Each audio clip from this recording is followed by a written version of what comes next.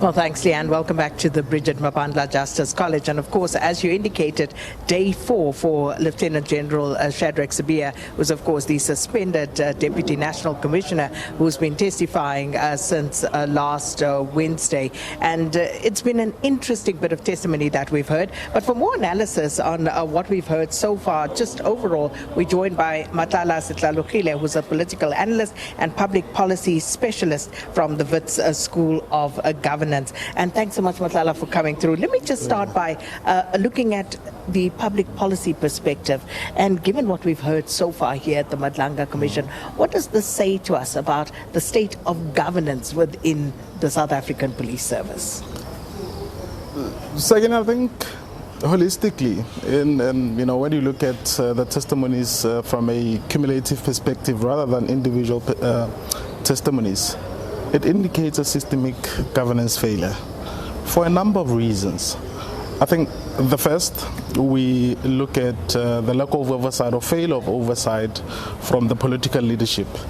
In the first instance, you had the now suspended or police minister who's on special leave acted on unsubstantiated claims about the workings of the PKTT, and he actually partially based his decision to de-establish the task team based on that. How accountability works, it will include answerability. But in this instance, the minister failed to actually establish the authenticity and veracity of the claims that were made against the PKTT, and he actually considered those. Secondly, from a SAPS perspective within the SAPS, the actions of General Sibiya in the process of disestablishing the task team indicates someone who lacks accountability. So there's a lack of vertical accountability from the political hierarchy and into the senior management of the South African Police Service. That's the first instance. The second one actually takes us to a broader issue of executive authority in the country. Yes, executive authority is a legal issue, but politics and law are inherently intertwined in this instance. This essentially looks at when the Constitution explicitly vests the executive authority only on the president, and the power to make policy or government policy is only vested in the president together with cabinet. Now it raises questions about the ability of individual ministers to actually change policy unilaterally. Something, in fact, the PKTT having been established based on presidential policy directive. Can an individual minister unilaterally reverse a presidential policy directive? Those are some of the questions now that this situation raises. You'd remember that Senzo Mchunu has consistently referred back to the national policing policy that was approved by cabinet in May last year. Why was that policy? Why did it need to be ratified and approved by cabinet? It actually indicates that cabinet is the only sole body, together with the president, that has the power to change policy. It's not a nice to have process. It actually represents a legal requirement of sorts. But obviously, I suspect those who drafted the Constitution did not necessarily want to encroach on the political process. But there's a lacuna of sorts there that needs to be clarified in terms of the powers of individual ministers vis-a-vis of those of the cabinet and the president in terms of policy making. Secondly, or rather thirdly, I would think that this is a missed opportunity. This whole process indicates a missed opportunity from the president. In fact, we've been accustomed to indecisive leadership for quite some time. The way he has handled it by placing Senzo Mchunu on special leave and appointing a minister with no portfolio to an extent, because he says Prof. Chichalia is an acting minister.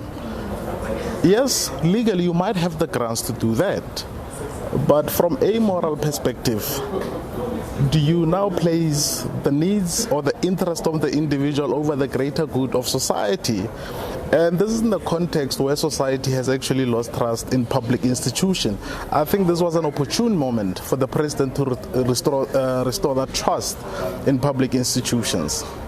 And of course, speaking of accountability, when we see a commission such as this sitting, scrutinizing the top leadership of the South African Police Service, now that's a very serious thing. And also, given what we've heard so far, it really raises more questions about how this institution has functioned, is meant to function going forward, and how they're going to fix what is wrong. Yeah, but I'll be very honest with you, Sakina. Commissions such as this and things that come out of it come as no surprise. For over a decade now, one of the major political talking points has been state capabilities.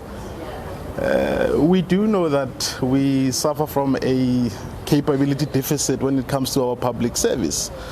There has been a lot of issues around professionalism, meritocracy, and the political administrative interface.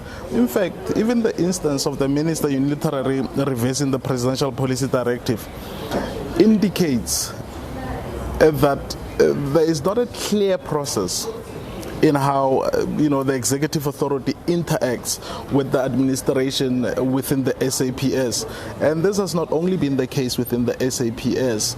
I mean, at some point we had a flurry of government departments without DGs. Mostly of them were acting DGs, and sometimes we only have a national perspective. You go to provinces.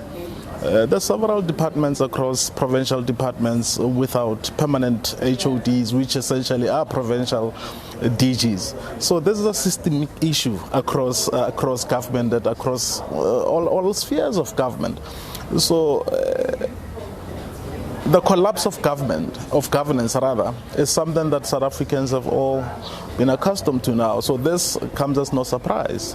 It comes as no surprise, but we cannot downplay the credibility issue here, because these are important institutions for a functioning society.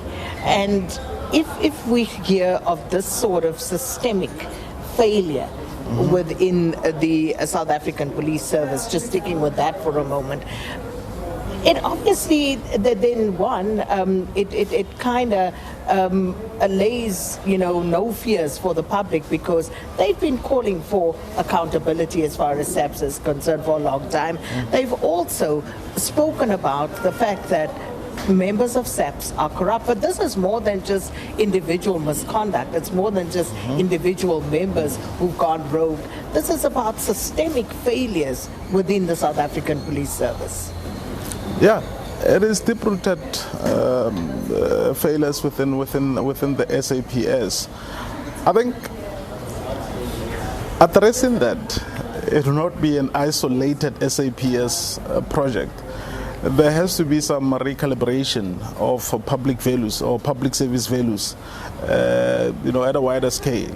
But what would that? Because when you talk about values, recalibration of values, what do you mean by that? Look, the ethos of the public service. And in fact, remember that in 2022, the Department of Public Service and Administration engaged in a process on how to professionalize the public service. It spelled out a number of issues that needed to be addressed. I mean, I can only, there's quite a few, but for this I'll just point out a few. Firstly, that those who are in the employ of the public service need to be professionals, first and foremost. And I like the way they distinguish, professionalism and being a professional in that framework. Doing what you need to do at the right time, through right processes. That's number one. There has to be meritocracy within the public service. In essence, the public service roles cannot be used to discharge patronage. People must earn the roles that they get appointed to in the public service. And lastly, there must be ethical leadership within the public service. But here's the thing about, and I think this is the quagmire that I think the public service is faced with. Ethical leadership is not something that is taught. I mean, this is not the first commission. I mean, the most seminal commission, I think, in the post-apartheid South Africa, besides the TRC, has been, or of recent times, has been the Zondo Commission. We saw at that commission the bulk of the people who are under scrutiny are highly educated people. So here we suffer a challenge of how do you inculcate ethical or ethics in professionals. But with the SAPS, I think it's a case of the coexistence of two issues: an ethical leadership and incompetent leadership. So the problem is more pronounced now when it comes to the SAPS.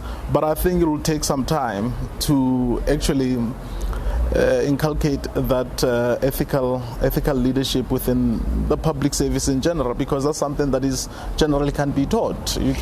And when you talk about unethical leadership and meritocracy, so the political interference aspect has also you've been canvassed, and importantly so, because it is clear that those in political power would want someone who is pliable heading up certain sectors of the public service, like the South African Police Service.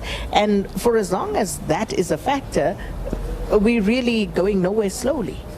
True, and that's why earlier I emphasized this issue. Where do we draw the line? The powers of an individual minister vis-a-vis the powers of cabinet and the president to make policy decisions. Sometimes people think policy is this mysterious concept. In essence, in simplistic terms, public policy are decisions of government. To what extent now does the legislative process empower the minister, not just the sub-minister, but ministers across department, to make unilateral policy decisions?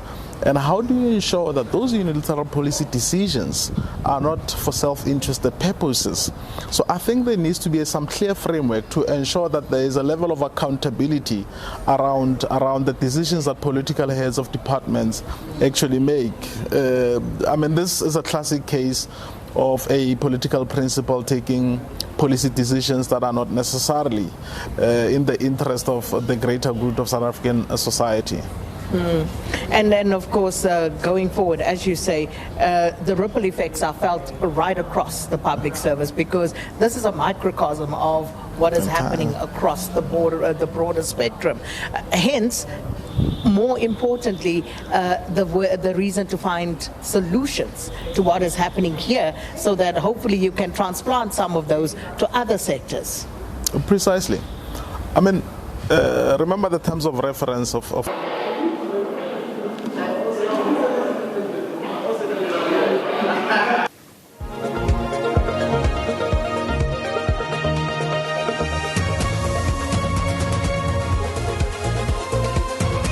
mechanisms have been effective or have lacked effectiveness.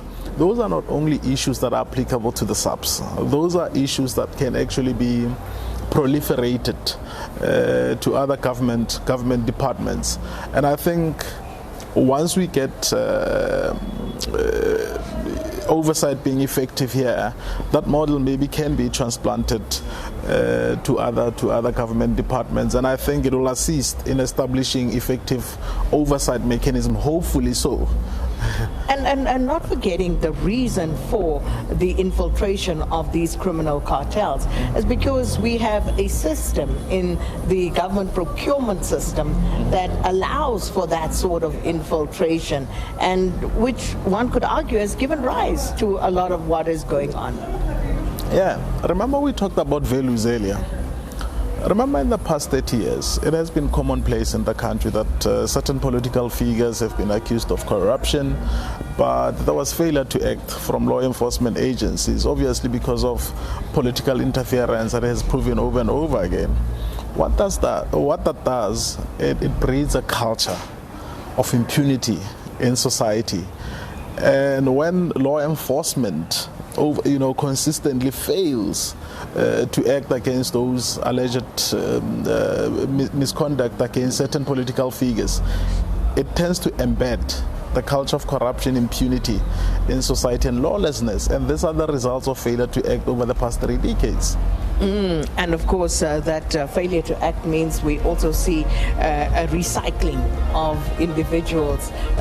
Shadrack Sibiya himself, is someone who could be used as a case in point, who's gone from one to another institution and, basically recycled across these, and here are the problems that we are faced with. But we're going to have to leave it there. Matala, thank you so much. Interesting governance perspectives there from Matlala Sitlalokile, political analyst and public policy specialist from the Wits School of Governance.